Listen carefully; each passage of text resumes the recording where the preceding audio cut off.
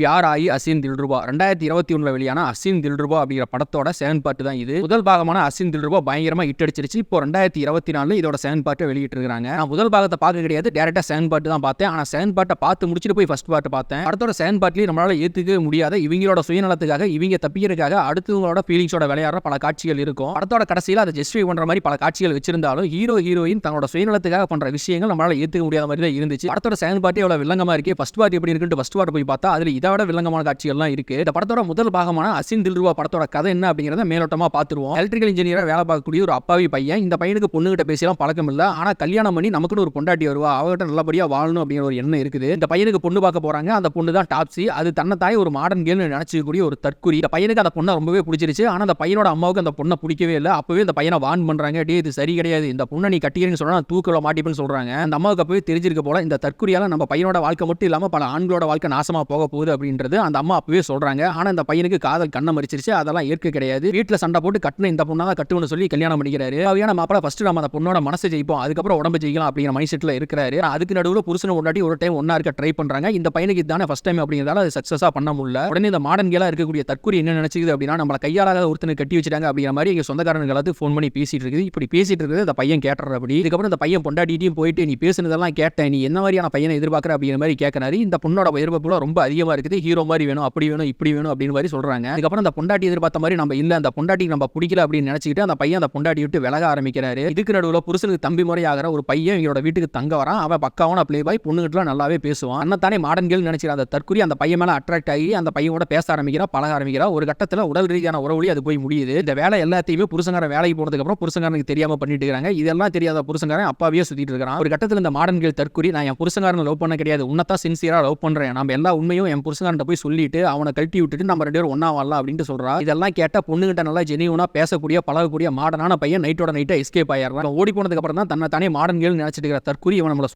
Escape ஆயிட்டா அப்படிங்கிற விஷயத்தை புரிஞ்சுக்கிறான். போன சும்மா போக கிடையாது, இவங்க ரெண்டு பேருக்கு நடுவில் நடந்த விஷயத்தை ஊர் முழுக்க சொல்லிட்டு போயிடுறான். அப்ப பண்ணது இவங்க ரெண்டு பேரும். ஆனா இதுக்கான மொத்த அவமானத்தையும் அப்பாவியான புருஷங்காரன் தாங்கிட்டு வாழ்றான். ஒரு கட்டத்தில் ஓடி போனவே திரும்ப வந்து ஏற்கனவே எடுத்த வீடியோஸ் எல்லாம் காமிச்சு பொண்டாட்டியை பிளாக்மெயில் பண்ண ஆரம்பிக்கிறான். இதுக்கப்புறம் புருஷனும் பொண்டாட்டியை சேர்ந்து அதை பிளாக்மெயில் பண்றவங்க போட்டு தள்ளிடுறாங்க. போட்டு தள்ளதுக்கு அப்புறம் இந்த கேஸ்ல இருந்து எப்படி தப்பிச்சாங்க அப்படிங்கிறது அந்த படத்தோட முதல் பாகத்தோட கதை. ஃபர்ஸ்ட் பார்ட்ல கொலையை பண்ணிட்டு புருஷனும் முன்னாடி தப்பிச்சு வந்து யாருக்கும் தெரியாத மாதிரி தலைமறைவா வாழ்ந்துட்டு இருக்காங்க. இங்க இருந்து செகண்ட் பார்ட் ஸ்டார்ட் ஆகுது. ஏற்கனவே ஃபர்ஸ்ட் பார்ட்லயே இந்த தற்குறிய ஆம்பளை சூக்கு ஆசைப்பட்டு பண்ண வேலையால தான் கவர்மெண்ட் வேலையில ஒழுக்கமா வாழ்ந்துட்டு இருந்த புருஷங்காரன் இப்ப தலைமறைவா வாழ்ந்துட்டு இருக்கான். தலைமறைவா வாழ்ற இடத்துல வச்சு ஒழுக்கமா வாழ்ந்துருக்கணும். ஆனா தற்கொலை அதையும் பண்றதில்ல. இங்க வந்து ஒரு கம்பவுண்டரை பிடிச்சிக்கிறா. ஒரு கம்பவுண்டர் இந்த பொண்ணு மேல ரொம்ப இன்ட்ரெஸ்டா இருக்கிறா. ஆதரிச்சு இந்த தற்கொலை தான் காதலிப்பா அப்படிங்கிற மைண்ட் செட்ல சுத்திட்டு இருக்கான். இவளாவது உண்மையை சொல்லி இருக்கணும். ஆல்ரெடி ஆள் இருக்குன்னு சொல்லி தான் அவன் பாட்டு கம்முன்னு போயிருப்பான். ஆனா அந்த தற்கொலை என்ன பண்ணுது அப்படின்னா ஒரு பக்கம் போலீஸுக்கு தெரியாம தலைமறைவா இருக்க புருஷனோட ரகசிய தொடர்பு வச்சிருக்கா. அப்பப்போ போய் பார்த்துட்டு வந்துட்டு இருக்கா. ஒரு பக்கம் ஒன் சைடா லவ் பண்றான் அந்த அப்பாவி பையன். அவன்கிட்ட லவ் பண்றதுக்கான சிக்னல் அப்பப்ப காமிச்சு அவனே ஓட்டிட்டு இருக்கா. ஒரு கட்டத்துல போலீஸ் இவனை தேடி இருக்கிற இடத்துக்கே வந்துடுறாங்க. புருஷங்காரன் இருக்கிற இடம் உனக்கு தெரியும், அவன் கொலைகாரன், அவனை கண்டுபிடிக்கிறான், அவனை காட்டி கொடு அப்படிங்கிற மாதிரி சொல்றாங்க. ஆனா இவன் வந்துட்டு என் புருஷங்காரன் இருக்கிற இடம் எனக்கு தெரியாது, அவனுக்கு எனக்கு தொடர்பே கிடையாது, அவன் ஆல்ரெடி செத்து போயிட்டான் அப்படிங்கிற மாதிரி சொல்லிட்டு இருக்கா. ஒரு கட்டத்துல போலீஸ் இவளை தீவிரமா விசாரிக்க ஆரம்பிச்சிடுறாங்க. இவன் எங்க போறா எங்க வரா அப்படிங்கிறது முதற்கொண்டு எல்லாமே நோட் பண்ண ஆரம்பிச்சிடுறாங்க. இந்த பிரச்சனை இருந்து தப்பிக்க அப்பாவி பையன் ஒருத்தன் ஒன் சைடா லவ் பண்ணிட்டு இருந்தாலே அவனையே கல்யாணம் பண்ணிக்கிறா. ஏற்கனவே புருஷங்காரன் இருக்கும்போது இந்த தற்கொலை வேற ஒருத்தனோட கள்ள தொடர்பு வச்சுக்கிட்டதால தான் இன்னைக்கு புருஷங்காரன் தலைமறைவா தெரியறான் போலீஸுக்கு தெரியாம. இந்த சூழ்நிலையில புருஷங்காரன் இருக்கும்போது இன்னைக்கு வேற ஒருத்தனை கல்யாணமும் பண்ணிக்கிறா. அதுக்கப்புறம் இந்த தற்கொலை ஏமாத்தி கல்யாணம் பண்ணிட்டு அந்த அப்பாவி இளைஞனுக்கு என்ன ஆச்சு, இந்த ரெண்டு தற்கொலையும் போலீஸ்ல மாட்டிச்சா இல்லையா அப்படிங்கிறது அந்த படத்தோட கதை. படத்தோட கதை என்ன அப்படின்னு நான் புரிஞ்சுக்கிட்டேன் அப்படின்னா தன்னோட சந்தோஷப்பட்டுமே முக்கியமா நினைக்கிற ஒரு பொண்ணு அந்த சந்தோஷத்துக்காக பண்ற வேலையால அந்த பொண்ணை சுத்தி இருக்கிற அப்பாவி ஆண்களோட வாழ்க்கையில எப்படி பாதிக்கப்படுது அப்படிங்கிறது அந்த படத்தோட கதை. சரி, இந்த படத்தை பார்க்கலாமா வேண்டாமான்னு கேட்டீங்கன்னா இந்த படத்தோட முதல் பாகத்தையும் பார்க்கலாம், ரெண்டாவது பாகத்தையும் பார்க்கலாம். ரெண்டுமே தரமா இருக்கும். படத்துல ஏகப்பட்ட ட்விஸ்ட் இருக்கும்.